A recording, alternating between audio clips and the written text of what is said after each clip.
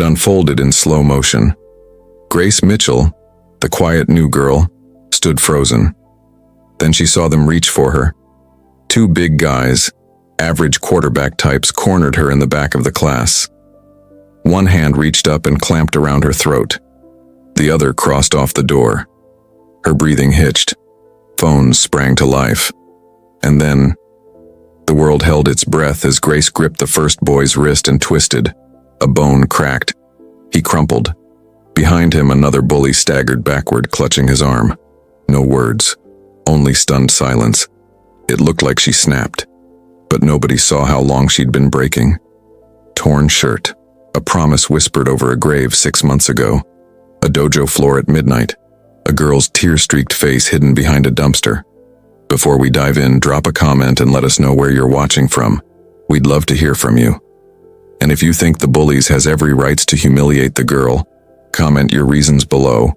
But if you think they have no rights to humiliate her without any cause, type your reasons below too. I want to read and learn from them. If you enjoy emotional stories like this, be sure to like the video, subscribe, turn on the notification bell, and share it with someone who'd love it too. I remember the way the room went quiet, like every breath got caught in someone's chest. One boy was on the floor, groaning through clenched teeth. The other stood frozen, eyes wide like he just saw a ghost. And right there, in the middle of it all, stood Grace Mitchell, her hands still trembling, not from fear, but something deeper, older, like rage that had learned how to wait its turn. Now I know what folks are probably thinking. What could have pushed a girl like that, barely 5 feet tall, always sitting in the back of the room, to hurt two boys who'd never been told no a day in their lives? Who was Grace really? She wasn't just the quiet girl in math class, or the new student from downstate. She wasn't just the one always wearing long sleeves, even in August. Grace was a storm that had been silent for too long, a walking bruise the world ignored. And when she finally spoke, she didn't use words, she used action. But what most people didn't see is what came before that classroom. What made her snap? What broke inside her before she broke them? And maybe the bigger question we need to ask is, why were two boys so comfortable grabbing a girl by the throat in the middle of a lesson, with other students watching? Why did nobody flinch until she fought back? Grace wasn't the first. She wasn't even the second. There was another girl before her. Someone who wore the same quiet, carried the same fear in her eyes. But her story didn't go viral. It ended with a note, folded up, found by the janitor in the locker room after hours. Her name was Liana, and Grace never forgot her. So no, this ain't a story about revenge. It's not about some shy girl losing her mind in a classroom. It's about the girl nobody saw, until she had no choice but to show them who she really was. This story is gonna hurt. It should. Because when you see how far someone has to fall before the world notices they exist, it changes you. And if you stick with me, really stick with me, you'll see why the question ain't, how did she do it? It's, why did she have to? You ready? Then let's go back. Back to the day Grace stopped being invisible. Back to the moment silence became her weapon. Grace came to our town the way grief does. Quiet, unexpected, and carrying way more than she let on. You wouldn't notice her at first. She wasn't the type to speak unless she had to. Kept her head down, books tight to her chest, walked like she was trying not to take up space. But there was something about her eyes, like they had seen too much and learned to keep secrets. She moved in with her aunt that fall, just before the leaves started turning. Folks said she came from Eden Ridge, but nobody really knew why she left. Rumors ran wild: drugs, foster care, jail, the kind of stories people make up when they see a black girl alone and don't care enough to ask the truth. But the truth? The truth was colder than any of that. Her mama had passed, stroke, sudden, and the father wasn't in the picture. Maybe never was. Grace packed what little she had, and a week later she was sitting in homeroom like a ghost that showed up on accident. Same uniform as the rest, but it never fit right. Not just the size, the whole feel of it. Like school was a play and she forgot the lines. At lunch, she'd find the farthest corner and sketch in this little black notebook. Always the same type of drawings. Arms locked, legs sweeping, red arrows curling around shoulders and hips. Martial arts, defense stances, bone structure. That girl studied pressure points like scripture. But even then, nobody really saw her. They saw the color of her skin, the silence in her voice, the Eden Ridge address. And that was enough. By the second week, the whispers started. You know the kind. The ones that feel like paper cuts. Small, sharp, and always in the same spot. She don't talk 'cause she's slow. I heard she pushed a girl down the stairs. Why she always looked mad? They never said it to her face, of course. Cowards never do. I remember one day in the hallway she dropped her backpack. Books scattered everywhere. A boy kicked one down the stairs and laughed. She didn't flinch, just walked down and picked it up like it was normal, like she was used to being humiliated in public. That's when I started paying attention. Then there was the name. Danielle. Written over and over on the inside cover of Grace's notebook. Not just in ink, but pressed in so hard you could feel it through the page. Danielle wasn't a classmate, wasn't from our town. She was the reason Grace came here in the first place. A cousin, some said. Others thought maybe a foster sister. But I know now, Danielle was more than that. Danielle was her mirror, her anchor, her home. I know this because I've seen the funeral program. Folded and faded tucked behind that same sketchbook. A smiling face with wide brown eyes and a bright yellow scarf. Sunshine, even on the cloudy days, it said at the bottom. Danielle was just 15 when she died, and the way Grace carried that paper, you don't carry someone like that unless they died too soon and left you holding all the guilt. Danielle wasn't just her best friend. She was everything Grace wished she could be. Brave, loud, free. The last time they were seen together, it was at the police station. Nobody ever talks about what happened there. But Grace never went back to Eden Ridge after that, and Danielle never made it to 16. So when Grace got tripped in the hallway and her book spilled for the third time in a week, when that same boy called her gorilla arms as she bent down to pick them up again, when the teacher looked the other way like it wasn't his business, that's when she stopped pretending to be invisible and started preparing. Because pain that deep don't go away. It either eats you from the inside or it becomes something else. And Grace? She was learning how to turn it into power. She didn't scream. She didn't post. She didn't tell anyone. She just watched and waited and studied every single move they made. I still remember the first time I saw Zachary Reynolds laugh at something Grace did. Wasn't loud, wasn't even a full laugh. Just a slight curl of his lip, that smug kind that tells you he ain't really laughing with you, but at you. Most folks missed it. But me? I saw it clear. Zach was the kind of boy this town raised like royalty. Rich parents, big house with pillars out front. Daddy coached varsity, Mama led the PTA. Every adult in school knew his name before he ever stepped foot inside freshman year. He had that golden boy glow, quarterback smile, honor roll smarts, hair that always looked like it just got cut even when it didn't. The kind of boy they said would go far. But underneath all that shine, there was rot. He didn't need to yell, or shove, or curse. That's what made him dangerous. His cruelty was smooth, polite even, always behind a compliment that didn't quite land right, always with that grin that said he knew exactly what he was doing, and he knew you couldn't stop him. Then there was Travis. Travis Miller wasn't special like Zach. He didn't shine. He hung in Zach's shadow like a dog hoping for scraps. Backup linebacker, always trying too hard, always watching Zach for approval before he opened his mouth. I used to think Travis was just dumb, but dumb don't explain mean. Travis was mean when it mattered, and worse when he was trying to impress. They noticed Grace right away. Not because she was loud or flashy, but because she didn't give them what they were used to. Fear that showed. Flattery. A reaction. Grace ignored them. And to boys like that, silence is an insult. It started small. Whispers in the back of class. Pass-in notes with jokes that made other people laugh but left her stiff and still. The kind of jokes you ain't supposed to call harassment because they're just playing.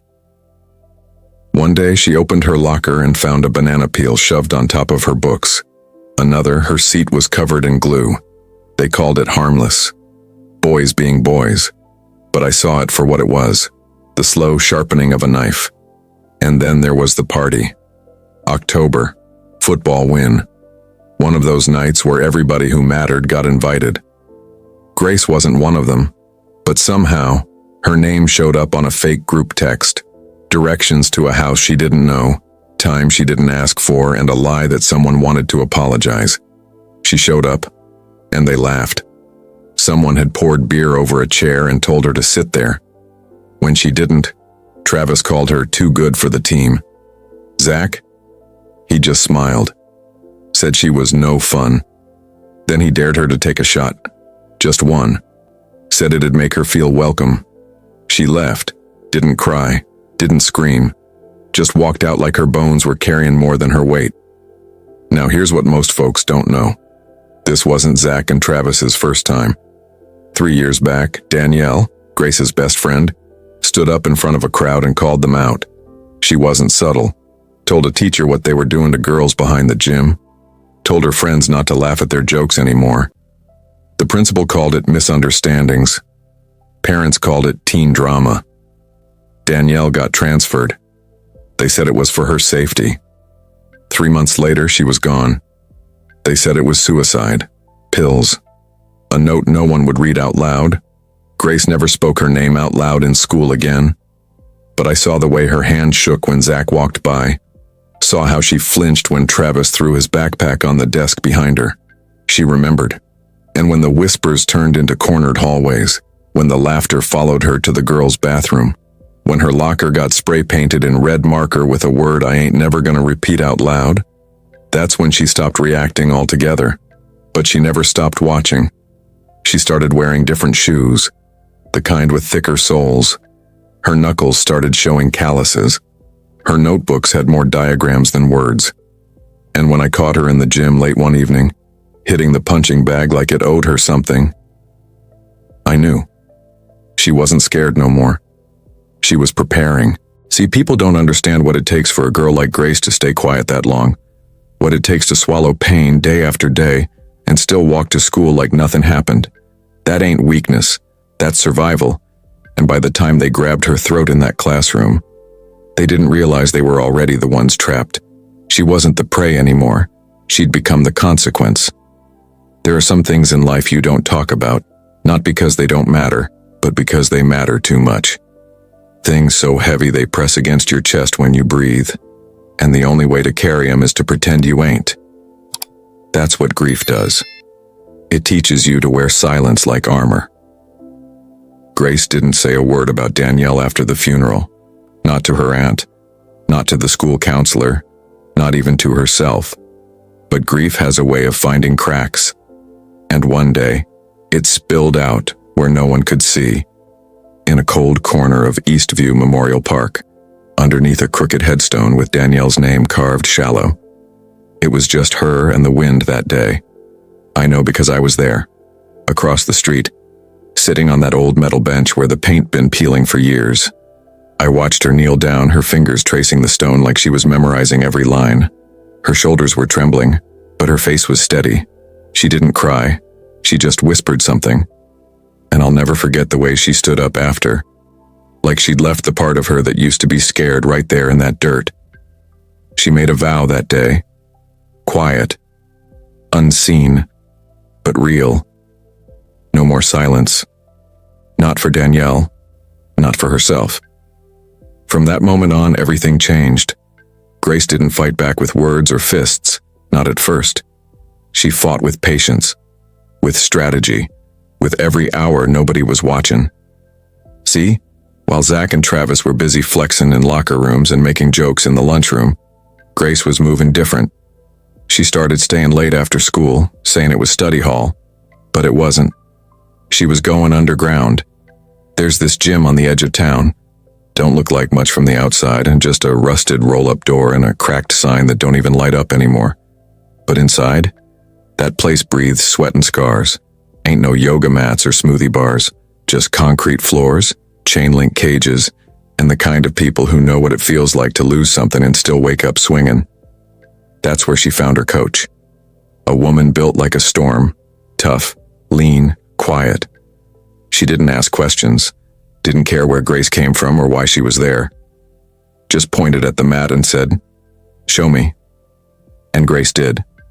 At first, she was stiff, unsteady. Her movements looked like sketches, sharp lines with no flow. But the pain was there, the hunger. You could see it in her eyes every time she stepped forward. Every punch she threw wasn't just practice, it was a memory. Every kick was for a time she stayed silent. Every block was a moment she wished she'd spoken up. Night after night she came back, bruised, tired, but relentless. The girl who once flinched at footsteps now learned to listen for him. She learned to fall and get back up before her body hit the ground. She learned where the wrist bends, where the jaw breaks, where the breath stops, and most of all, she learned control. Her coach used to say, "You know what's more dangerous than someone who's angry? Someone who's patient." That stuck with Grace. 'Cause she wasn't looking to explode. She wasn't looking to prove something to nobody. She was learning to wait, to protect, not destroy. While the rest of us were sleeping through our lives, she was building a shield made of movement, of muscle memory, of focus so sharp you could feel it cut through a room. But don't get it twisted.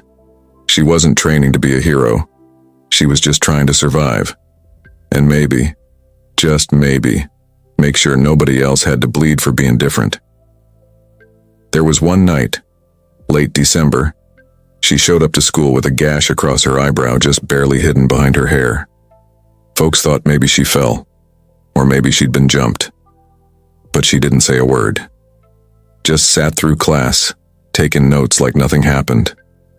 What they didn't know was that same week, in that same gym, she'd taken down a man twice her size, quietly, cleanly, no cheers, no applause, just the kind of win that stays in your bones and reminds you, you ain't powerless no more. Grace wasn't waiting to be rescued. She was rebuilding herself, piece by piece, scar by scar. And every moment she held her tongue in school, every time she let Zach and Travis think they still had control, she was actually buying time, letting them dig their own grave with every cruel joke, every shove, every look they thought she didn't notice. Grace was never weak. She was waiting. And when the time came, they were the ones who didn't see it coming. They thought she forgot her place. Grace had been quiet so long they mistook her stillness for fear, mistook her silence for surrender. But what they didn't understand was, still water don't mean calm. Sometimes it means deep, dangerous, and waiting for the right moment to rise. After Danielle passed, Grace ain't try to be noticed no more. She wasn't chasing friends or trying to fit in. She moved like a shadow, always there, but never asking for space. Folks ain't know how to place her. Teachers saw her grades. Principals saw her file. Kids just overlooked her until they couldn't. See, Grace had started doing something different. Not loud, not flashy. But it shook people. She started stepping in. Not for herself, not yet, but for others. That day in the locker hallway, when Jacob Collins, the freshman with the stutter, got shoved against the wall for taking too long at his locker, Grace ain't raise her voice. She ain't throw no punch. She just stepped in between them, stood there, calm, unblinking, like a tree planted in cement. Didn't say nothing. Didn't have to. The bully backed off. Maybe it was the way her eyes didn't flinch. Maybe it was how her hands stayed open, relaxed, but ready. Whatever it was, word started spreading. She ain't scared. She's different.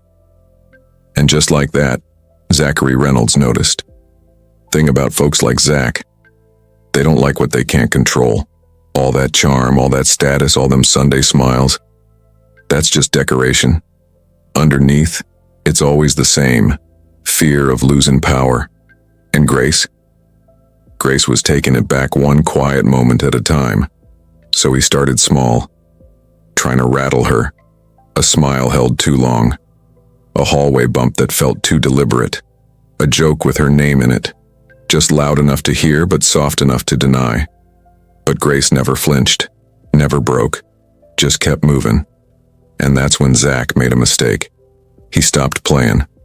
One afternoon, cool air, overcast sky, feeling like something was about to snap. Grace found a note in her locker. Neat handwriting, short sentence. Let's talk. I was wrong. Signed, Zach. Now, any girl in that school would have seen that and thought it was something sweet. Maybe even brave. But Grace ain't most girls. She ain't built for flattery, not anymore. Still, something in her said go. Not 'cause she trusted him, but 'cause she knew better than to leave snakes in tall grass.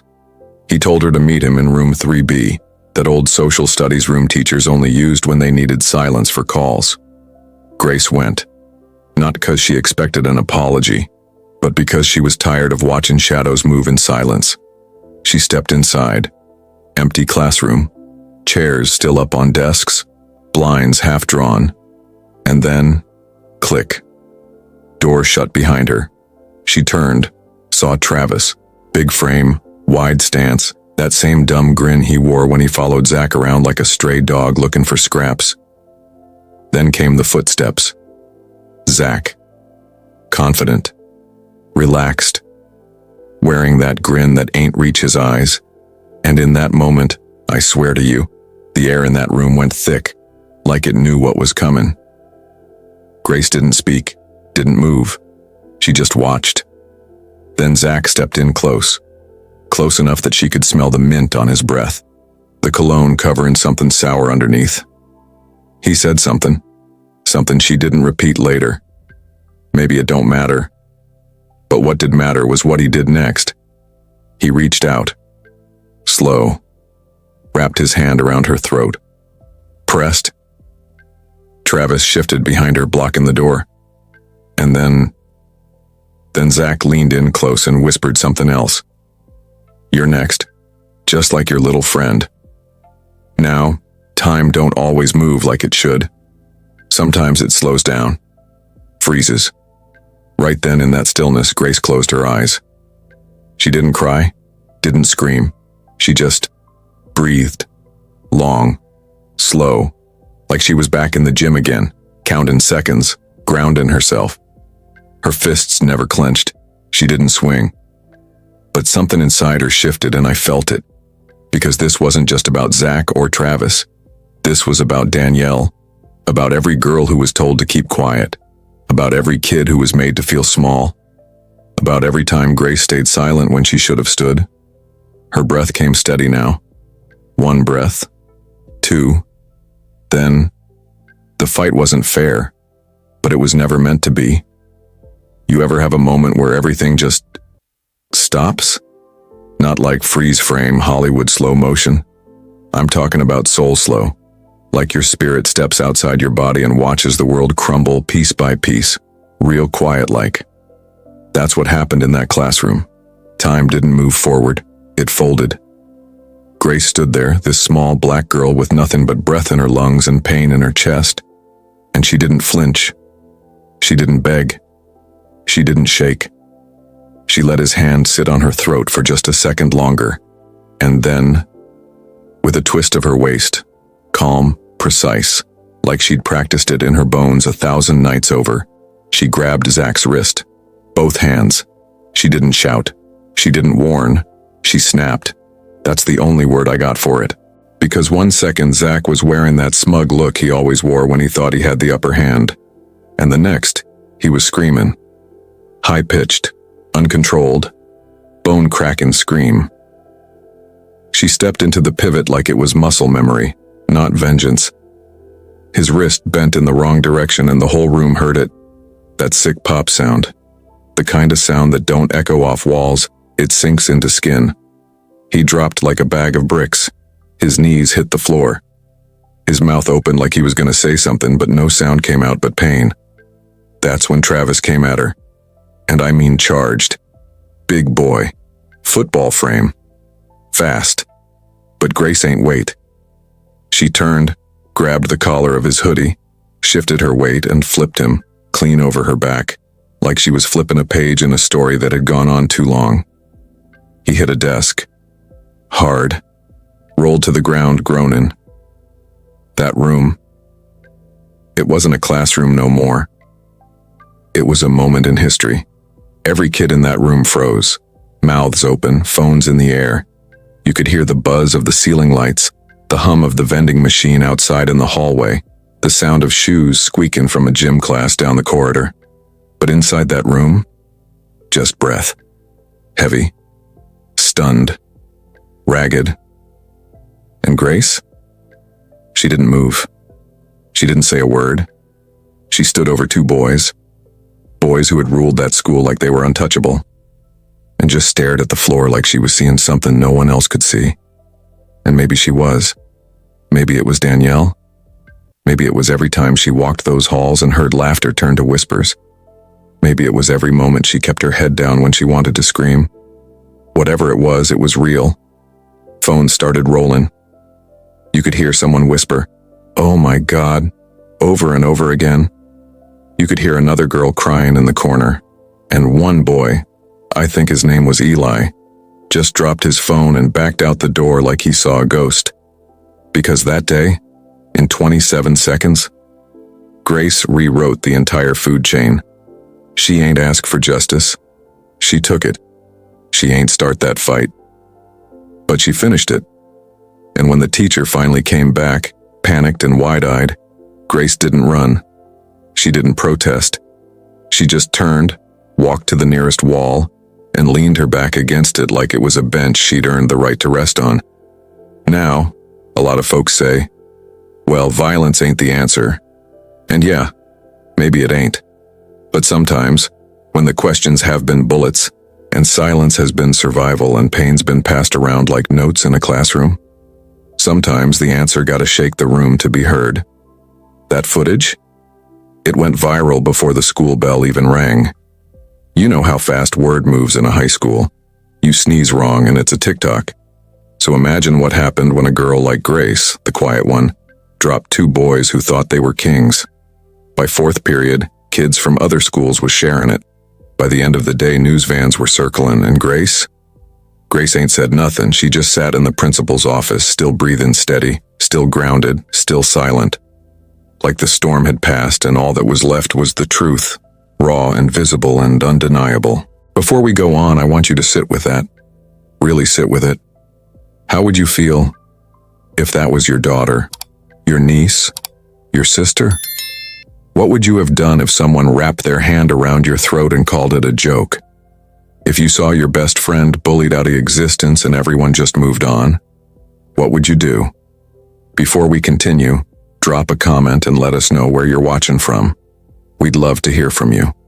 If you feel these stories deep like we do, be sure to like the video, subscribe, turn on the notification bell, and share it with someone who needs to hear this too. 'Cause this story ain't over yet. Not even close. When the bell rang that afternoon, it didn't bring relief. It felt like an alarm that couldn't be silenced. Kids poured out into the hallway, shouting, crying, passing around phones. Teachers huddled in clusters, whispering behind closed doors. Grace walked out like she was stepping into a new world, one where the rules had changed but not entirely in her favor. Within hours, she was suspended. No expulsion. Yet. The school wanted time to assess. But the damage? That was done. The footage was everywhere. What started as a whisper became a roar. Twitter, Instagram, TikTok, and TikTok remixes of the song that played over her move. In 24 hours, she went from nobody to somebody. A symbol, a headline, a flash of defiance. Zach played his part perfectly. He posted a video, voice shaking, or so he said, calling himself a victim of unprovoked violence in a place where students should feel safe. He had followers, sponsors, and parents ready to press charges. His narrative was polished, hurt, betrayed. And to half the school it fit. To those who never noticed Grace before, it fit too. But Grace stayed silent. Not because she had nothing to say, she had everything to say. But silence had become her shield. Let those words bounce off her walls. Let the rumors fill the air. She wasn't about to waste breath. Meanwhile, her aunt's phone didn't stop ringing. Death threats poured in, anonymous messages. Stand down, stay in your place. Some said they'd come after her. Others warned Grace to watch her back in school. You could taste the fear on her aunt's voice when she called me. Not for Grace. For herself. Yet the most powerful reactions came online. Girls sliding into DMs with messages like, "You gave us courage." Girls who had stayed silent. Girls who'd passed Grace in the halls without a glance. Girls who finally felt seen. And suddenly she wasn't alone. I remember attending Danielle's funeral. Her parents, stooped with grief, standing before that foldable table of tributes. Pictures of Danielle smiling, head tilted back, teeth showing. Her mother cleared her throat and said, she just needed someone to believe her. Not a hero.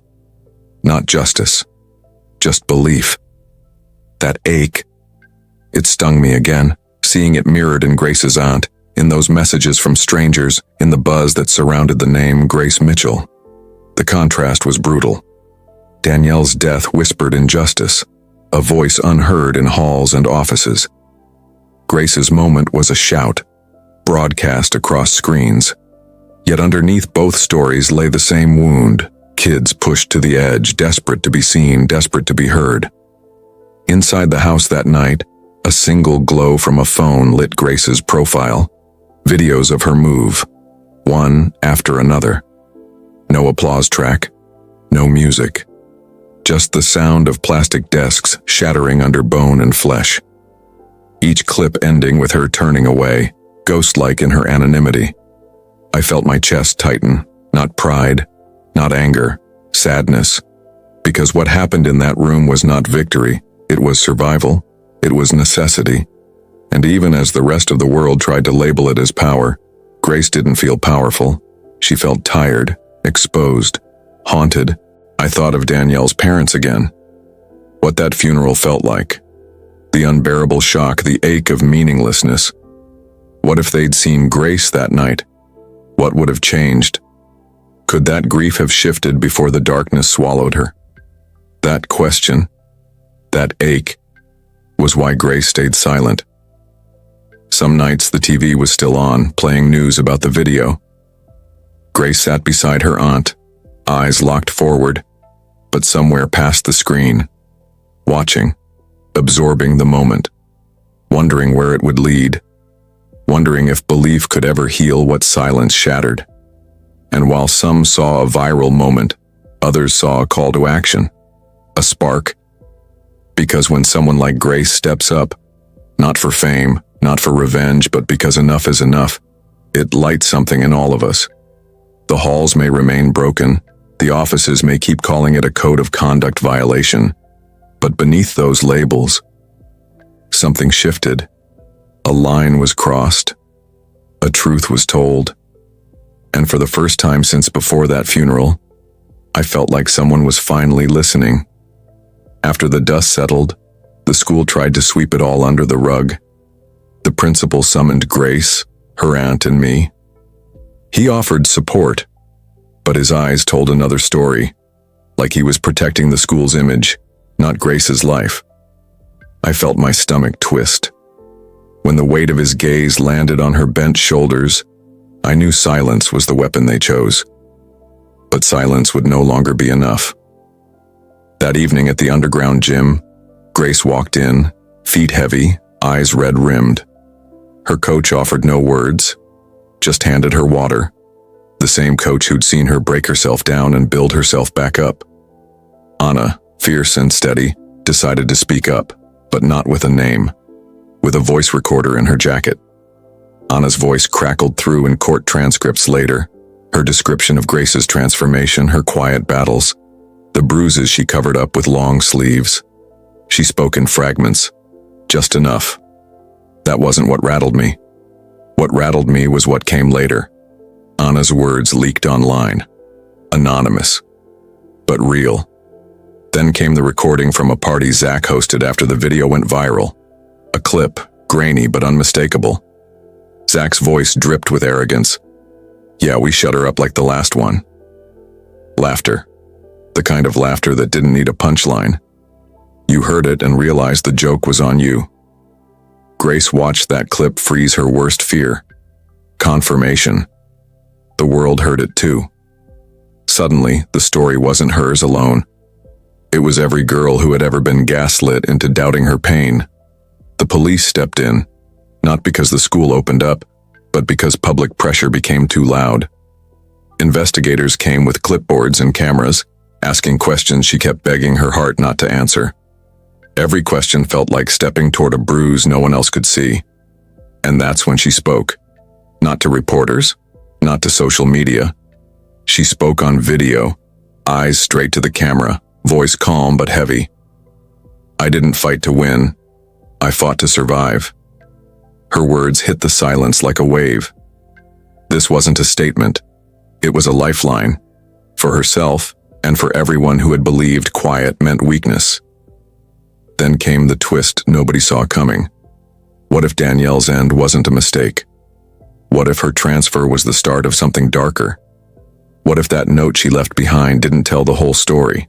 I found myself sitting in my car outside Eden Ridge Middle School, staring at the bricks I'd never wanted to revisit. Questions I'd buried in the funeral home began resurfacing. Imploded chills rose when I remembered the way Danielle shut her locker so hard that the door rattled. The way she pressed her palm to a scrambled voicemail message, eyes tight shut like she was hearing someone else speak. Did Danielle's death really happen the way they said? That question echoes now through every part of this story, and trust me, it ain't done echoing yet. You ever sit with a grief so deep it turns into background noise? That's what Danielle's memory became. A quiet ache I learned to carry like breathing. But grief, it don't just stay still. Sometimes it circles back with a message you wasn't ready to hear the first time. It started with an old iCloud notification. Something about low storage. Grace was on her aunt's couch that night, sitting in the dark, laptop screen glowing soft against her skin.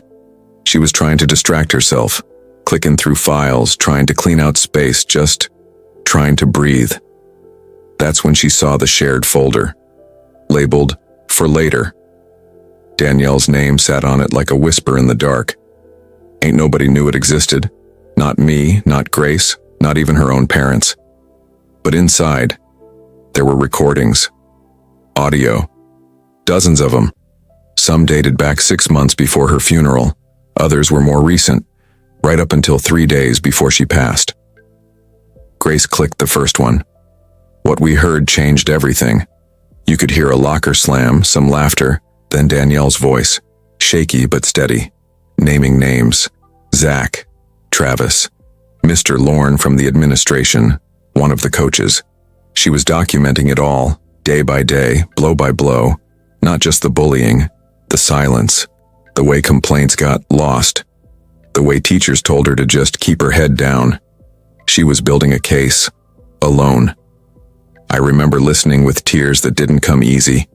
My chest hurt in a way I still can't explain, because here she was, Danielle, speaking from the grave, still fighting, still protecting the girls who'd come after her, even though she couldn't save herself.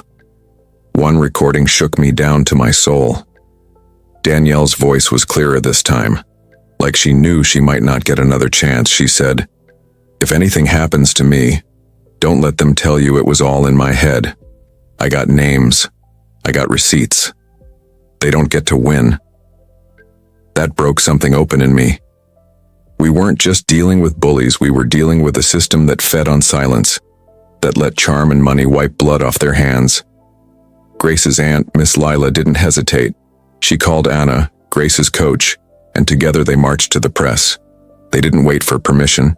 They handed over Danielle's files, every single one. The news blew up. Headlines hit like sirens. teen girl's death linked to alleged cover-up at Eden Ridge High. And just like that, Danielle didn't die in the dark. She became the light. See, this ain't just about revenge. This is about history. About what happens when you bury the truth long enough for it to grow roots. Suddenly, Grace's fight wasn't just hers anymore. She was part of something bigger. A chain reaction started by a girl who everybody thought was just another tragedy. Danielle didn't just leave us memories. She left us proof. Real, undeniable, shaking the walls kind of proof. And what shook me most was the thought that maybe, deep down, she knew that Grace would be the one to find it.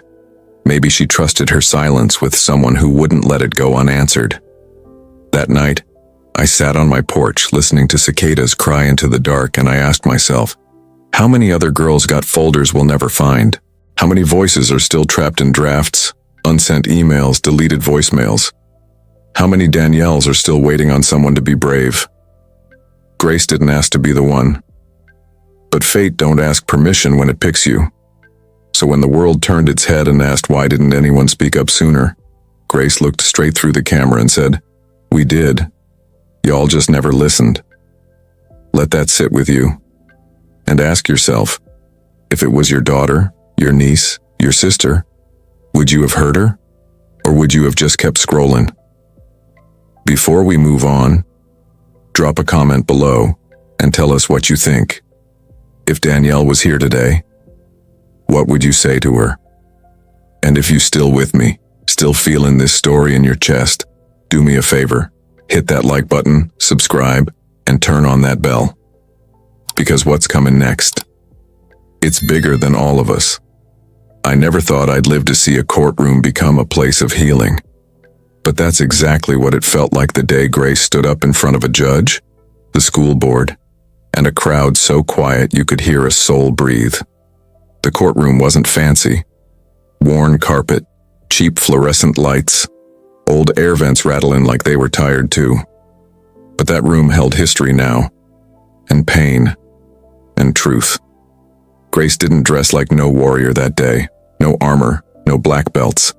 She wore a simple white blouse, hair tied back, face calm, but her eyes, they held storms. The kind that don't rage. They just remember everything. The lawsuit was real, filed by her aunt and backed by more names than we expected. Students, parents, even former staff. It wasn't just about Zach and Travis anymore. It was about the culture. The look the other way system that had failed Danielle. That had failed Grace. That had failed too many girls like them. The school board tried to downplay it, say they were unaware. But then the audio played. Zach's voice, cocky, cruel, recorded at a party, bragging about how they got rid of the last girl who ran her mouth. And just like that, the mask came off. Charges were filed. Zach and Travis both got hit with assault, intimidation, obstruction, even tampering when it came to Danielle's case. Their families tried to spin it. Good boys from good homes, they said. But the courtroom ain't a place for fantasies, not that day. And then came Grace's testimony. She stepped up to that mic with no paper, no notes, just her truth. And when she spoke, it felt like the world stopped leaning away from her and finally leaned in. She said, "This wasn't about revenge. It was about truth. Danielle wasn't weak. I wasn't silent. We were ignored. And we're done being ignored." I swear, there wasn't a dry eye in that room. And in that moment, justice didn't look like a gavel. It looked like a young black girl refusing to be invisible. Afterward, the principal resigned, issued a public apology on live TV, called Grace by name, called Danielle a tragedy the school should have prevented. But apologies don't erase what happened. They just mark where the silence ends. The school changed, not overnight, but piece by piece. New staff came in, policies got rewritten. There was a hotline now. Assemblies that didn't just preach but listened. And on the first day of the new semester, where that fight happened, that exact classroom, there was something new on the wall. A mural. It showed Danielle painted in soft pastels, her head tilted slightly, eyes wide open like she was still watching. like she was still protecting. Below her face, written in bold strokes, "We see you now." Kids started stopping by it between classes. Some left sticky notes, others just stood there quiet. One girl, barely a freshman, touched the edge of the mural like she was whispering something only Danielle could hear. It was powerful, it was heavy, and it was healing. Grace still don't speak much, but you can feel her presence in the hallways, in the way students walk a little taller, in the way some teachers lean in a little more. She didn't just change her school, she gave a whole generation of kids permission to speak. And me? I think about Danielle all the time. I think about what it means to be brave when nobody's watching, about how sometimes justice don't come loud. Sometimes it shows up as a whisper in an old recording, or a girl who trained in silence, or a mural that makes people stop walking. And before we end this part of the story, I want to ask you something. If this was your sister, your friend, your child, what would you have done different? What would you say now? Drop a comment and tell us, not for the algorithm, but because your voice matters too. Somebody might read it and feel less alone. And if this story moved you, don't just keep it to yourself. Like the video. Share it. Make sure the message don't die quiet like Danielle almost did. Because silence don't protect the innocent. Truth does. And we still got more truth to tell. There was one piece left in the story.